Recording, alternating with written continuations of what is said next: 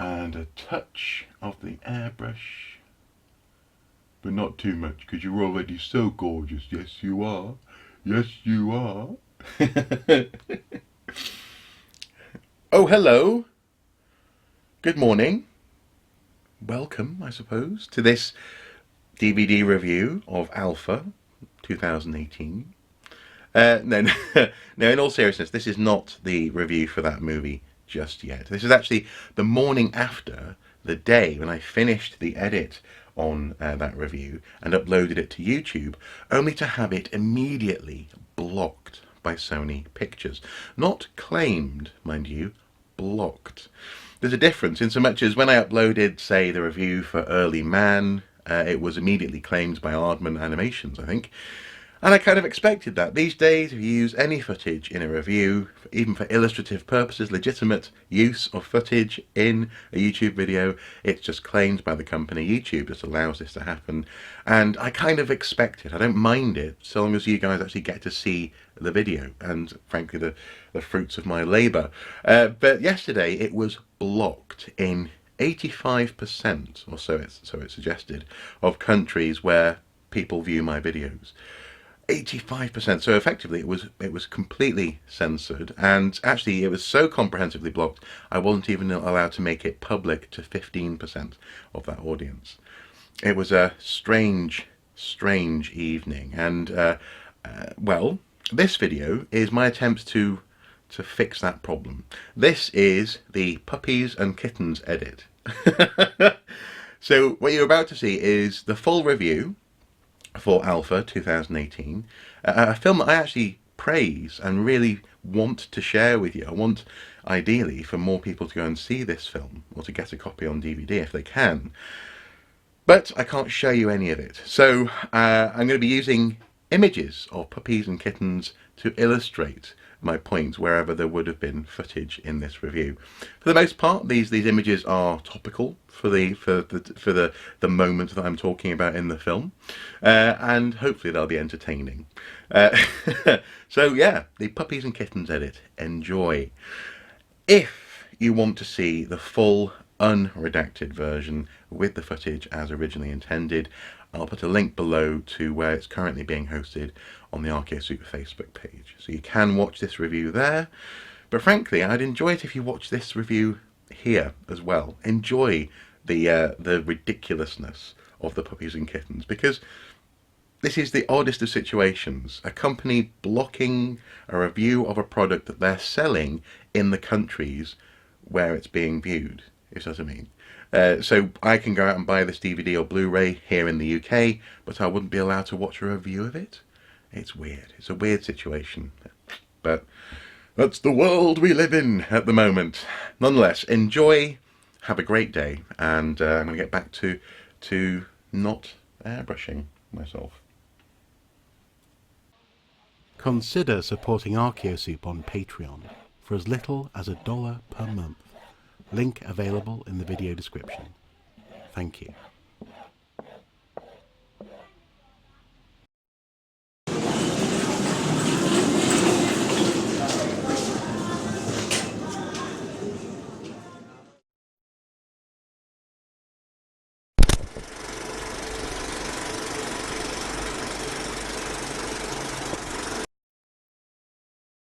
Hello and welcome back to another Real World Archaeology.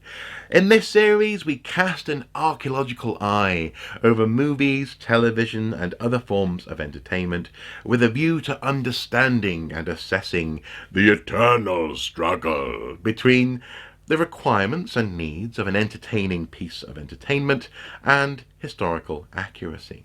These two concerns are often portrayed as butting heads when it comes to our films and TV shows, and I'm fascinated by the balance between the two. And today I want to review a little film called Alpha from 2018. I say a little film because this movie, was apparently produced by Sony Pictures and Studio 8 Productions and directed by Albert Hughes, and had a global cinematic release last year. but it completely passed me by. I had no idea this film had even been produced, never mind that it had been released. The first I saw of it was a few days ago in my local supermarket, where the DVD was staring back at me from a shelf. Now, I paid the full price of £10 for this film. Normally, I would wait for my DVDs to reduce in price. For example, I still haven't seen or have a copy of Deadpool 2, waiting for that price to come down below £7. But with this film, I got the sense that it's not going to sell shed loads. Therefore, the supermarket isn't going to buy in new stock when these ones are sold. And therefore, the price is not really going to have a chance to come down. I think this film is going to be there, and then it's going to be on Amazon. It's as simple as that. And so I thought I would take a punt and buy a copy. Now, I actually shared my initial discovery before I made the purchase a few days earlier on the ArchaeoSoup Facebook page, and what fascinated me was the small but strong reaction that this film garnered. People really seemed, well, a couple of people seemed rather offended by the film, that this was a completely anachronistic, out of time portrayal of Europe in and around 20,000 BC. So it gave me pause for thought. I was having flashbacks of 2008's 10,000 BC. But then I googled the film. I went home and I looked up on a couple of websites and Wikipedia what the film was about and how it had been produced, and there were some things that gave me, well, cause for optimism, dare I say. For a start, the film has all of its cast, the entire drama, portrayed by people speaking Proto-Dene Caucasian, a sort of hypothetical precursor to Indo-European languages that's been produced and developed by philologists, and that was interesting. And I thought, oh, okay, some research has gone into this. Initially, the film was going to be called, the script's title was The Solutrean, a reference to an archaeological culture which actually is the pinnacle, or one of the pinnacles, of the Upper Paleolithic stone tool production artistry. These guys were really skilled at making stone tools, and that's why we call them what we call them. That gave me cause for optimism, and might therefore this film be able to erase or at least mitigate that bitter aftertaste that I still have from watching 10,000 BC. I was curious, and so of course I had to watch the film, and today I'm going to present for you 5 positives and 5 negatives from watching this movie. This movie really caught me off guard with its beginning and ending. You see, the whole thing is bookended by narration in English from none other than Morgan Freeman himself. And it feels, if I'm honest, a bit out of place. You see, this production cost around $55 million, and it made around $99 million back in the box office. I'm not sure if that's considered a success for this project, but certainly for a film attached to Morgan Freeman, it's small. And so it felt weird to have Morgan Freeman sort of come onto set and at the beginning of the film more or less lay out the story of humanity thus far. It did catch me off guard, and I wonder whether that's a studio decision because they were nervous that people simply wouldn't want to watch a film in which there was no English language at all. I don't know if that's a slightly patronising thing or an assumption that they've made. Who knows? And really, to a certain extent, from my perspective, it doesn't necessarily matter, in so much as this isn't a historical accuracy issue. But it's an odd choice, given that the rest of the movie is presented in an ancient hypothetical language. It was curious. But anyway, we're told by Morgan Freeman and his wonderful voice that the story of humanity so far is thus: the world is a harsh place to live, and people have survived so far by sending out hunters into the landscape to get food and provisions for their tribes. We are told that this is the story of one of those hunters with a special soul, a special heart, who will forge an unlikely friendship with the strangest of allies. This film is, if you haven't already gathered from the title and from the DVD cover, a story of how humans and wolves, and therefore dogs, began to cooperate. How eventually we ended up with Mam's best friend, and so it's an interesting one having Morgan Freeman come in, because immediately we are then presented with the Solutrean village, the village where our hero, a young man called Kader, lives. Now Kader is preoccupied with a test that he has to try and pass, and this is part of my first positive for this film, and that is the portrayal of a complex Upper Paleolithic culture uh, thriving in almost last glacial maximum Europe. What I mean by this is the first thing we see is he's making a stone tool. He's making a beautiful spearhead, and he's trying to pass a test by impressing the chief of the tribe with his stone tool making abilities. The Solutrean culture is known for gorgeous, symmetrical, well-produced spearheads, and 5 people, I think, are trying to make the perfect tool that will give them, I suppose, the right to go on the hunt. 3 out of the 5 fail the test. This is a pass-fail scenario, and 2 do in fact pass this test. One of those 2 is the son of the chief, and this leads me on to another element of this complex culture, is that we see language very quickly. We see and we begin to pick up on words like kara for friend and haya or hia for father. And that was interesting to me, because I was presuming, I sort of raised a bit of an eyebrow with my lovely wife, who in a previous life was a philologist. She used to reconstruct languages in university, because we both thought that father in a Indo-European context would or should have a p, b, f, or v kind of sound to the word. Papa, Peter, Baba, father, Veda, that kind of thing. Vada. One would presume, conventionally, would be likely to be a sound that would be representing the word father in this context. But this apparently was a researched language, Proto-Dene Caucasian, and so in that sense I bow to the research as presented in the film. But it was good to see people using language, making complex stone tools, wearing composite clothing, clothes made up of many different parts to keep the body warm. This was a time very close to the coldest point in the last ice age, when it would have been chuffing freezing, and so you needed clothes that were well made. Sewing needles are some of the earliest evidence we find from these sorts of people, and to see very little flesh on show was a relief from my perspective. No leopard skin loincloths, no ridiculous outlandish designs. It was actually quite drab brown clothing, but warm and well made, and that was really nice to see. There is a hint in the relationship between the father and the son of inherited status. This is something, again, that we see hints of in some of the burial culture, especially at this time. Even children could be buried in high status burials, presumably getting their importance from their family line, not just their ability to hunt in this hunter society. These people are living in mammoth bone huts. Now, this is something that I praised in the movie 10,000 BC, but these huts look more realistic. They look much closer to the actual mammoth bone huts, for example, at the site of Mesorik.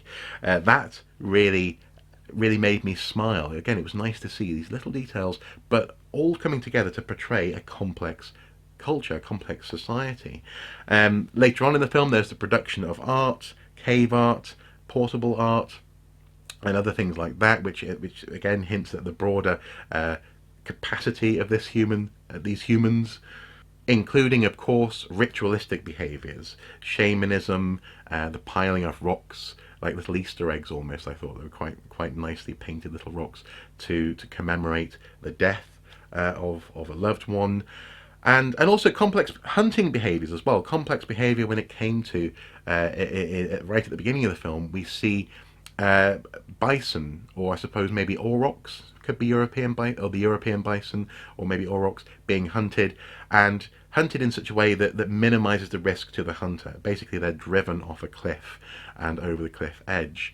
This is a complex society portrayed, I think, really rather well, and the accusations of anachronistic artifacts or clothing or capacity, I really don't see it. I mean, for a Hollywood production portraying Solutrean people at that time in Europe, it does rather well. However, this complex portrayal of a Solutrean tribe is the standard by which we measure and the gateway through which we pass to our first negative in the movie. We are privy to a conversation between the chief and his wife, our hero's mother, where he reminds her that one season every year we must hunt the great beast. This is, of course, a reference to hunting mammoth. And this is a negative because it's revealed that these people live hundreds of miles away from mammoth. It's a bit of an oddity, it really is, considering we've got this wonderful complex society, beautiful tools, clothes, planning capacity. It's odd that logistically these people have chosen to stay where the mammoth aren't. As far as we know, people at this time would deliberately place their settlements to be able to intercept migrations of beasts, these herds that would pass by once or twice a year. You want to be close to the animal that you're hunting, not hundreds of miles away. This leads to a whole portion of the film which is all about following the sacred path, and so it does serve a sort of a narrative function which is kind of pleasing. A series of small piles, or actually fairly big piles of rocks, mark the ancestral path to the hunting grounds. But it is a negative. You wouldn't live that far away from the mammoth that you're hunting, not least because you can't carry much back. It's not like you can each carry a mammoth back with you over those hundreds of miles. And even if you could somehow transport lots and lots of mammoth back over the course of hundreds of miles, by the time it was transported, it would have spoiled. No, you live close to the animals that you are predating. Is that the word, predating? The animals that you are hunting. That was a negative. Although it does lead to a nice little side note, little honourable mention, and that is that there was a wonderful, beautiful, cinematic, gorgeous montage of passing through the landscape to portray the passage of time, but also the movement of these people from one place to another. We're not shown a sort of a modern satellite kind of view, up and down. It's not a jump cut from one place to another. We have to pass through the landscape to get to the next place, and that's exactly how these people are experiencing the landscape as well. So it is a negative, and I'm going to give it as a negative, but it's got a positive cinematic aspect to it, which I appreciate, and that does have an anthropological truth to it. These people would experience the landscape in that way by passing through it. They just wouldn't pass through it that far to get to the thing that they need to get plenty of to survive the coldest part of the year. During this journey to the mammoth hunting grounds, we are shown a couple of things that will pay off later in the film. And I'm not going to mark these positive or negative, I'm simply going to flag them because I think they're curious, but they do serve the story. One of them is our hero, Kader, the son of the chief, is reluctant to finish off the kill of a wild boar that the group have come across. They ambush it, they've essentially wounded it and have it pinned down, and the chief says, "Here you go, son, do the honours, you finish this off." And he's reluctant to. He sees the animal struggling, it's clearly in distress, and he doesn't want to kill the beast. Now, I think culturally it is unlikely that he would have that moment, or if he did have that moment, he would probably overcome it, because often people who hunt animals like that have a sort of sense of respect for the animal's sacrifice. They all know that in killing the beast, yes, they're taking its life, but they also honour that sacrifice by eating the animal, by thanking the spirits for it, and so on and so forth. So it wouldn't be seen as an entirely negative thing to kill this animal, especially at a time when vegetation is much less readily available than it is, say, in the Mesolithic. In other words, people have to eat meat. So he wouldn't be necessarily, I think, that reluctant. But he has to be in this film for reasons that we'll talk about in a bit. So it kind of will work, but at the time I was a bit. That's a modern person's reaction to hunting, especially from a hunting tribe, as it were. The second thing that strikes me as foreshadowing a negative, I'm not going to give it a negative just yet, is during this journey they stop around a fire and there's a noise, and the chief goes, "Everyone, get ready," and they all sort of stand up with their spears pointing out into the darkness with the fire in the middle, so at their back. And this noise, it seems, was nothing. Although we do see an animal pass by the camera in the foreground. You see its legs, and we see hints of two large teeth in the shot. The humans are reassured that there's nothing out there. They think, oh, it must have been a false alarm. They sit down, and almost instantly, out of the darkness, this creature takes one of them, and it's gone. It's hinting at saber-toothed tigers, and this was one of the big things I really marked 10,000 BC down for, was the presence of saber-toothed tigers in Europe, interacting with Homo sapiens. Now, we're pretty sure that didn't happen, and at this point I don't want to mark it down as a negative because we don't see the creature properly. It might not be a saber-tooth. In some ways it kind of, I think, represents the danger that's out there. There are predators out there. It is dangerous. The world is not, we are not the masters of everything yet.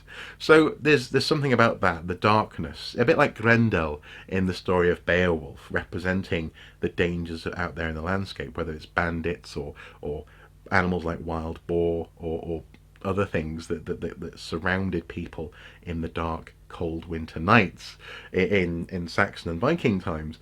In this instance, I'm willing to let go as a symbol of the danger that's out there in the landscape. But we'll come back to it if the saber-tooth does in fact appear. The second positive I want to highlight in this film is stargazing and tattoos. You see, during this journey to the mammoth hunting grounds, which is logistical nonsense, but is sort of necessary for the film to have time to develop characters and to have little moments between, for example, father and son, we do have a moment where Cada is being taught by his father about the stars and a particular constellation that will guide him home. From the perspective of the hunting trail, those stars will lead him back to the home settlement, to the home village. And I praised this when it appeared in 10,000 BC. I was really scraping the barrel, trying to find things to praise in that film.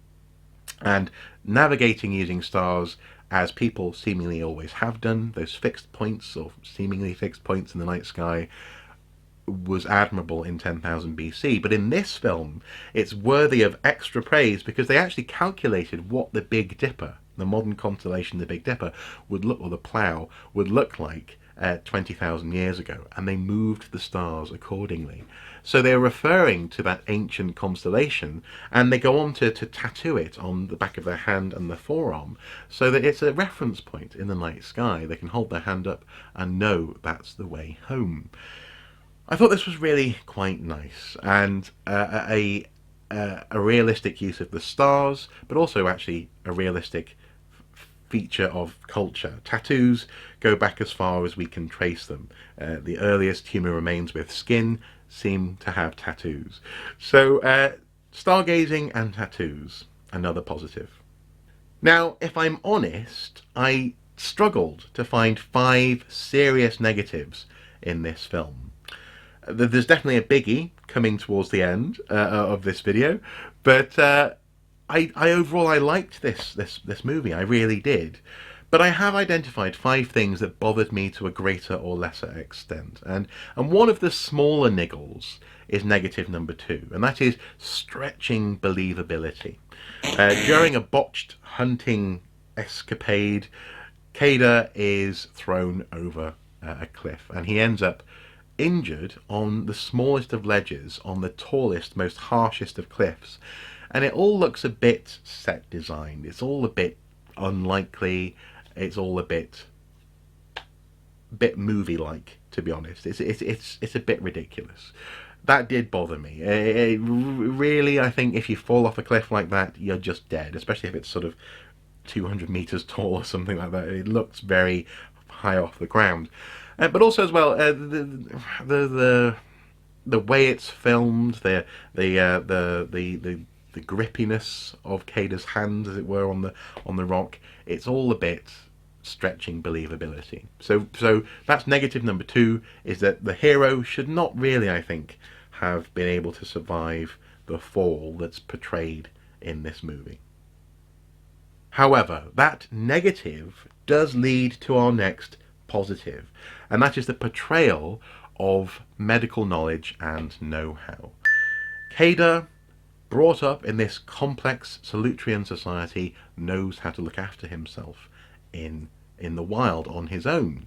He has seemingly broken his ankle, but he knows to set that bone between two rocks. He straps it up with a stick. He treats flesh wounds with maggots. He keeps clean, whether that would be a snow bath perhaps, or a water bath. People have always known that keeping clean is important, even if they don't understand the mechanics of microbes and germs and viruses. Keeping clean is a human instinct, and also learning to repel, for example, smelly things like poo, is an important learned behaviour, and that is portrayed in this film. Medical knowledge and know-how. Now he has been injured, and I won't say how he gets into this situation, but eventually wolves come across him. A series of wolves, a little pack, follow him. He manages to sort of fend them off with his flint knife. He wounds one. He climbs a tree, and once again we're treated to a really beautiful shot. Again, this film is cinematic. From a cinematography standpoint, this film is very competently made, and there's a beautiful sort of silhouetted montage of the wolves looking at Kada in the tree. Eventually, the wolf pack moves on, and Kada is able to climb down from the tree. He comes across the wolf who he had slashed at with his knife, and in this moment he decides to look after the wolf. He straps up its mouth with some leather and carries it to the refuge of a nearby cave. And this is why I allowed that previous moment with the wild boar to slide, as it were. Insomuch as Morgan Freeman, at the beginning of the film, makes an important point. This moment of humans and wolves starting to cooperate required a couple of things. It required a different type of person and a unique situation, at least, with a wolf, or a different type of wolf to meet each other in the right circumstances. And so this person, this hunter, who couldn't bring himself to kill the helpless wild boar, or the wild boar that was being held down, cannot bring himself to kill the injured wolf. That's consistent character, and it's probably a crucial aspect of how and why people decided to start cooperating with wolves in the first place. There must have been someone who thought a bit differently about the wolf. So it's interesting, and it's neither positive nor negative. This is simply part of what has to happen for this story to occur. But it's consistent, and I like it. I like that was foreshadowed, if you see what I mean. They do take refuge in a cave, and this cave has some cave art in it, but I've already referred to that in my first positive, complex culture. It's seemingly an abandoned space with some shamanistic sort of totem at the back of the cave. But this is where I come to negative number 3, and this again, I was struggling to find a negative here, but I found one, and that is he finds seemingly a stone bowl. Not just a stone with a little divot in it that's been used for maybe mixing paints or things. He comes across what looks very much like a stone, well, dog bowl, actually. That's a negative for this film. It's too much like a bowl. It kind of bothered me. It took me out of the film a little bit. But he does eventually use this bowl to present the injured wolf with some water. So it's convenient. It's very much referring to what, for example, I do these days with my lovely dog Indy, obviously putting water in a bowl for him. but it was just a bit, again, that element of stretching believability. It's, for me, a bit of a negative. But that negative does hint at a positive. Even though the dog bowl is far too convenient and it just takes me out of the film for a moment or two, it does hint at the reality that a human had to learn to live with a wolf, and vice versa. The wolf had to learn to live with the human. They had to learn to trust each other. That relationship had to start somehow. I only have a wonderful pet dog because at some point a human and a wolf learned to live with each other. And this film does portray that in quite a sweet way over the course of many days, and certainly, actually, I suppose in its entirety, this whole process takes weeks, if not months. They do learn to trust each other, and this starts quite simply with the human nursing the wolf, presenting some water, not making eye contact.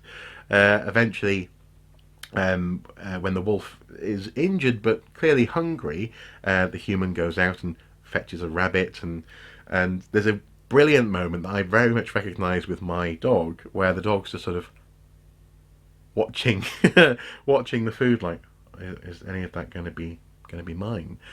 And he makes a cheeky grab for the rabbit while Kada is trying to start a fire. And at this point, there's a check in the relationship where Kada smacks the wolf, goes, no, you get it when I say you do. And he even bites a chunk out of the raw rabbit to make a point. No, this is mine. I'm going to cook it, and you will get a piece when it's your turn to. He actually says, wait your turn. And that establishment of the relationship between the wolf and the human, I suppose it's an alpha relationship. The wolf will recognise that sort of behaviour in a leader, as it were, getting the first choice of the food. This building of the relationship is believable and convenient because it's a film, but it does happen gradually over time. They learn to hunt together, they bathe together eventually, they even eventually cozy up in the cold, just as the wolf would want to cozy up with its pack at night. So that's a positive overall, that these two animals, these two creatures, because humans are animals, these two entities learn to live with each other, and that partnership, that bond, develops in a subtle and recognizable way. As I say, I found myself very much like, yep, my dog would love to have the rabbit first, but no, he doesn't get it first. And also, our dog loves crawling into bed with us. He just sort of, he will find a little nook or cranny just to sort of rest his head in and just goes to sleep. So, yeah, I thought that was a positive. Negative number 4 is technically a negative, although it's also kind of okay. As I say, I'm struggling to find absolute negatives in this film, but it's technically a negative that Kada comes across a bow and arrow during the course of the movie. He recognises it, he knows how to use it, indeed he goes on to use it in the film, and it's technically anachronistic. It's technically out of time in terms of evidence that we have for the use of bow and arrow. The earliest bow and arrow, I think, dates to 17,000 BC or thereabouts in Germany, and so it's stretching another 3,000 or 4,000 years back in time. That said, though, there is the presumption that they likely had bow and arrow at the end of the Upper Paleolithic. Yeah, we're talking about an Upper Paleolithic, early Mesolithic transition technology that we have evidence for. It's technically a negative, but I think I give it a pass anyway. But it's a negative. It's a negative. My final positive for this film is the way that, as the movie progresses, we are treated to quite a range, quite a menagerie of late Ice Age animals. These creatures populate the landscape fairly sparsely, and they're never really the focus of the cinematography, and I think that's probably a budgetary thing in terms of representing, say, a woolly rhino. It probably ups the budget to do that. So they're in the background, or they're in silhouette, with a couple of notable exceptions. There are some animals that are very much focused on. But this helps the tone of the film, because this is a human story. This is a human being passing through that landscape. And it's a story about how people in a landscape can work with, or against, or cooperatively with creatures who they share the world with. They are the setting in many respects for this story, and the story never strays into being a creature feature in the same way that 10,000 BC did, when they sort of threw in some carnivorous ostriches because we need an action scene, quick, a bit like the velociraptors in Jurassic Park, throw them in there. That is not what this film does, and I think that's a real positive. The natural background, the hum of life, fish, migratory birds, other things are happening in the background, is part of the context of the film, and I think it helps the story quite a lot. So I appreciated that, but this also leads me to my final negative in terms of the creatures in the movie. About 20 minutes in, we had that hint that maybe there's a saber-toothed tiger out there somewhere hunting humans. Well, an hour and 12 minutes in, we get our confirmation. I won't tell you exactly how, but yep, a saber-toothed tiger turns up. And that was disappointing. I could have lived with it as a subtle symbol of the danger of nature in the darkness, but a full-blown, in-your-face saber-toothed tiger, I'm sorry, that has to be a negative. So I'm marking the film down for that. It's a shame, but I still don't dislike the film because of it. I think actually it's passable. It's a moment, or it's an intense sequence when it turns up, but it's not a focus as it was in 10,000 BC either. Our human doesn't foster a friendship with the saber-toothed tiger, but it is there. It is a negative. A little sort of aside, though, as a positive, is the fact that Kader cannot eat the saber-toothed tiger. He tries to sort of nibble a little bit, and he can't bring himself to, because the flavour, the stringiness, the texture of this apex predator is unpalatable to humans. And that's true, broadly speaking. We don't tend to hunt or eat or enjoy eating carnivorous creatures. So that's a little silver lining on that negative. But a negative it is. Saber-toothed tigers in Europe interacting with Homo sapiens. I'm sorry, it's a negative. So, Alpha. I really quite like this film. I think I would recommend it. In fact, I think I will be recommending this movie to primary school teachers, for example, who want to get their head around that Paleolithic context for human life before they go into the classroom and teach prehistory with their class. This movie is rated 12 and therefore probably isn't suitable to be shown in its entirety in the classroom, but it is a good resource for communicating something about life 20,000 years ago to teachers. And in that sense, I think the film deserves recognition. The writer-director deserves to be commended for researching Solutrean culture and the stone tools, if nothing else, the way that they were made, pressure flaking and flint knapping, as I said at the beginning of this video. The fact that he included a hypothetical language constructed by philologists in this film is brilliant. It's real historical conjecture in the movie. The fact that this story takes place, it begins and ends in the same historical epoch, is not to be taken for granted. The film doesn't feel the need to take Kader as the protagonist and thrust him into suddenly a Bronze Age context, where there's, because there has to be metal and pyramids and things, skipping the Neolithic as the movie 10,000 BC did.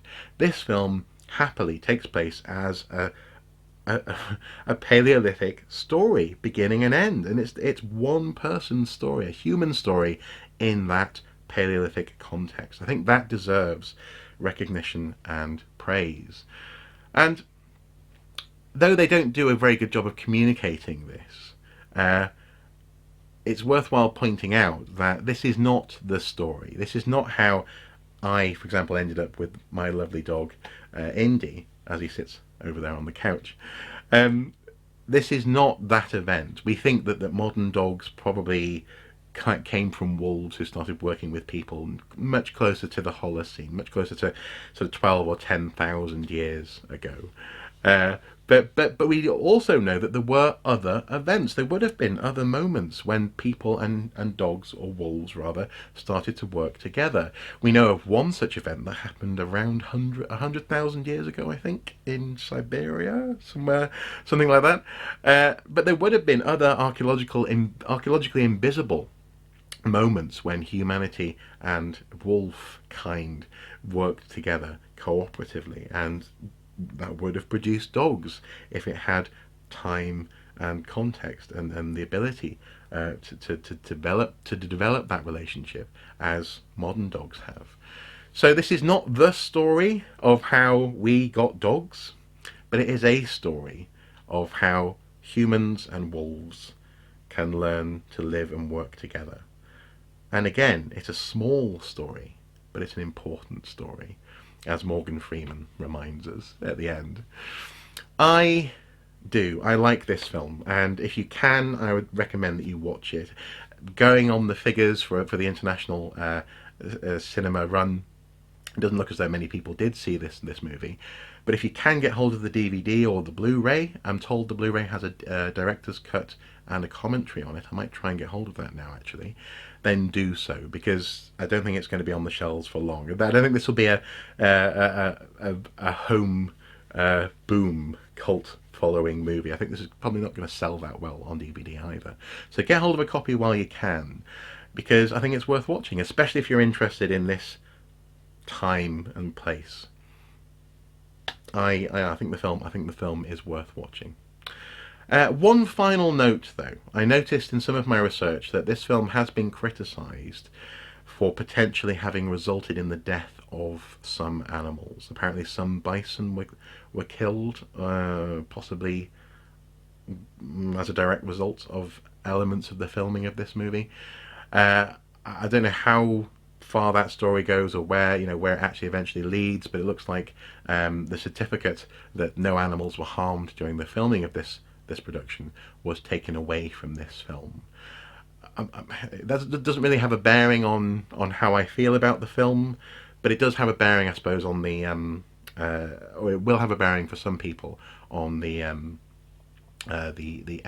ethics of buying the DVD. So I think it's worthwhile pointing that out at the end, just for some people, because they will be uncomfortable with that, quite rightly, quite understandably.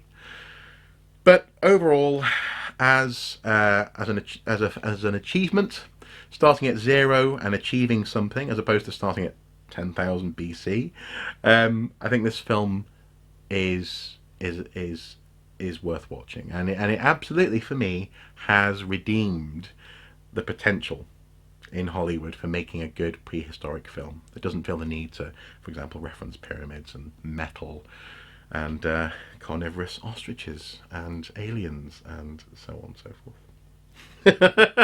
As ever, guys, until next time, do take care. Bye bye.